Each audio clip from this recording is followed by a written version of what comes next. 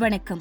நீங்கள் இணைந்திருப்பது வடக்கின் குரல் செய்திகளுடன். பாடசாலை மாணவர்களுக்கு வழங்கப்படவிருந்த ஆபத்தான பொருட்கள் மீட்பு. கொழும்பு முகத்துவாரம் வெள்ளம பகுதியில் 7 கிலோகிராம் அசீசுடன் சந்தேக நபர் ஒருவர் கைது செய்யப்பட்டுள்ளார்.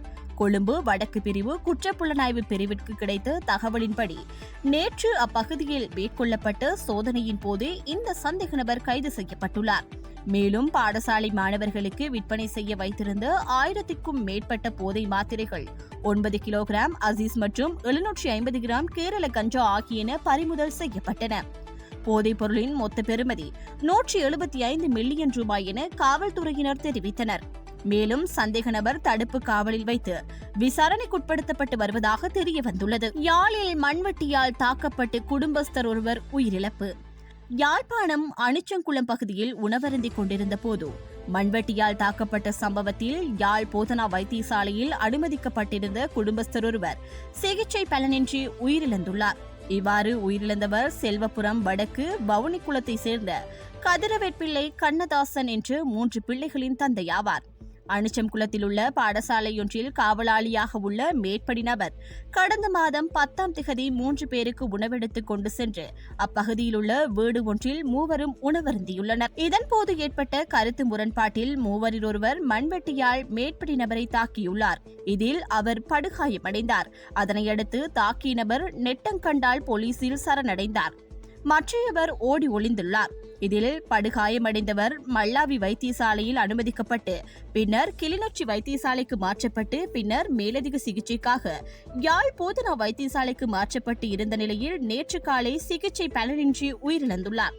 இம்மரணம் தொடர்பில் யாழ் போதனா வைத்தியசாலை திடீர் மரண விசாரணை அதிகாரி நமசிவாயம் பிரேம்குமார் விசாரணைகளை மேற்கொண்டார். சாட்சிகளை நெட்டங்கண்டல் போலீசார் வெளிப்படுத்தினர். ஓமந்தை விபத்தில் 3வது நபரும் உயிரிழப்பு. விபத்துக்குள்ளானதில் படுகாயமடைந்திருந்த வயோதிபர் ஒருவர் உயிரிழந்ததை அடுத்து இவ்விபத்தில் உயிரிழந்தவர்களின் எண்ணிக்கை 3ஆக அதிகரித்துள்ளது. இந்தியாவுக்கு தலயாத்திரை மேற்கொண்டுவிட்டு யாழ்ப்பாணம் நோக்கி காரொன்றில் திரும்பிக் கொண்டிருந்த யாழ்ப்பாணத்தில் உள்ள இந்திய உயர்ஸ்தானிகர் காரியாலயத்தில் கலாச்சார உத்தியோகஸ்தராக கடமையாற்றி வந்தவர் சம்பவ இடத்திலேயே உயிரிழந்துள்ளார். இதன் பின்னர் அவரது மகனும் உயிரிழந்தார். இதில் படுகாயமடைந்த யாழ் போதனா வைத்தியசாலையில் சிகிச்சை பெற்று வந்த கொழும்பு 15ஐ சேர்ந்த துரைசாமி குருக்கள் சுவாமிநாத ஐயர் என்பவர் நேற்று வெள்ளிக்கிழமை சிகிச்சை பலனின்றி உயிரிழந்துள்ளார். இவ்விபத்தில் உயிரிழந்தவர்களின் எண்ணிக்கை 3ஆக உயர்ந்துள்ளது. மேலும் பெண்ணொருவர் தொடர்ந்தும் சிகிச்சை பெற்று வருகின்றார்.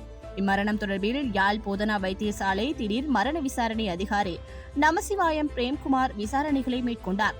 சாட்சிகளை ஓமந்தை போலீசார் நெறிப்படுத்தினர். அரசாங்கம் எடுக்கும் எதிர்கால நடவடிக்கைகளுக்கு ஆதரவு வழங்க தயார். பிரதமர் கலாநிதி ஹரிணி அமரசூரிய மற்றும் ஐக்கிய நாடுகள் சபையின் வதிவிட ஒருங்கிணைப்பாளர் மார்க் ஆண்ட்ரி பிரான்ச் உள்ளிட்ட ஐக்கிய நாடுகள் சிறுவர் நிதியத்தின் பிரதிநிதிகளிடையே நேற்று பாராளுமன்றத்தில் சந்திப்பொன்று நடைபெற்றது.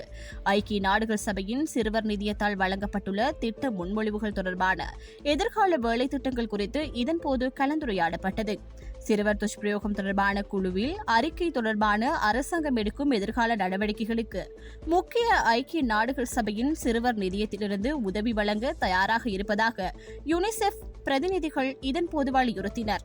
இந்த நிகழ்வில் ஐக்கிய நாடுகள் சிறுவர் நிதியத்தின் பிரதிநிதி ஆண்ட்ரஸ் கர்பட்டி, பிரதம மந்திரியின் செயலாளர் பிரதீப் சபுதந்திரே, மேலதிக செயலாளர் சாகரிகா போக அகவத், வெளியுறவு வெளிநாட்டு வேலைவாய்ப்பு மற்றும் சுற்றுலா அமைச்சின் ஐக்கிய நாடுகள் மனித உரிமைகள் பிரிவின் பணிப்பாளர் நாயகம் தயானி மெண்டிஸ் ஆகியோர் பங்கேற்றனர். போலி நாணய தாள்களுடன் கைதான சந்தேக நபர். போலி நாணயத்தாள் தொடர்பாக கிடைத்த தகவலின் அடிப்படையில் நடத்தப்பட்ட விசாரணையின் போது ஹதரலியத்து போலீசார் பல்வேறு விடயங்களை கண்டறிந்துள்ளனர். நேற்று மதியம் ஹதரலியத்து பகுதியில் உள்ள ஒரு கடைக்கு சென்று 5000 ரூபாய் போலி நாணயத்தாள் ஒன்றை வழங்கிய நபர் தொடர்பில் கிடைத்த தகவலின் அடிப்படையில் போலீசார் நடத்திய விசாரணையின் போது இது தெரியவந்துள்ளது. இதன்படி போலி நாணயத்தாள்களில் வைத்திருந்த கண்டி உடுவ பிரதேசத்தை சேர்ந்த 32 வயது சந்தேக நபரை போலீசார் கைது செய்துள்ளனர். சந்தேக நபரிடமிருந்து 3 போலி 5000 ரூபாய் நாணயத்தாள்களும், 2 போலி 500 ரூபாய் நாணயத்தாள்களும் மற்றும் 2 போலி 100 ரூபாய் நாணயத்தாள்கள் என்பன கைப்பற்றப்பட்டன. மேலும் சந்தேக நபரின் வீட்டில் நடத்தப்பட்ட சோதனையின் போது போலி 50 ரூபாய் நாணயத்தாள்கள் அச்சிடப்பட்ட 9 கடதாசிகள், போலி 100 ரூபாய் நாணயத்தாள்கள் அச்சிடப்பட்ட 4 கடதாசிகள், போலி 500 ரூபாய் நாணயத்தாள்கள் அச்சிடப்பட்ட 4 கடதாசிகள், போலி 5000 ரூபாய் நாணயத்தாள்கள் அச்சிடப்பட்ட 6 கடதாசிகள் என்பன கண்டுபிடிக்கப்பட்டன. இதேவேளை இந்த போலி நாணயத்தாள்களை அச்சிட்ட சந்தேக நபரை கைது செய்வதற்காக கலகெதர பகுதியில் உள்ள ஒரு நிறுவனத்திற்கு விசாரணை அதிகாரிகள் சென்றுள்ளனர். இருப்பினும் சந்தேக நபர் அந்த நேரத்தில் நிறுவனத்தில் இல்லை. மேலும் போலி நாணயத்தாள்களை அச்சிட பயன்படுத்தப்பட்ட ஒரு கணினி மற்றும் அச்சு இயந்திரம் ஆகியவற்றை பறிமுதல் செய்ததாக போலீசார் தெரிவித்தனர். இந்த விவகாரம் குறித்து அதரலியத்த போலீசார் மேலதிக விசாரணைகளை மேற்கொண்டு வருகின்றனர். இத்துடன் வடக்கின் குரல் செய்திகள் நிறைவுக்கு வருகின்றது. தொடர்ந்தும் வடக்கின் குரல் செய்திகளோடு இணைந்திருங்கள். வணக்கம்.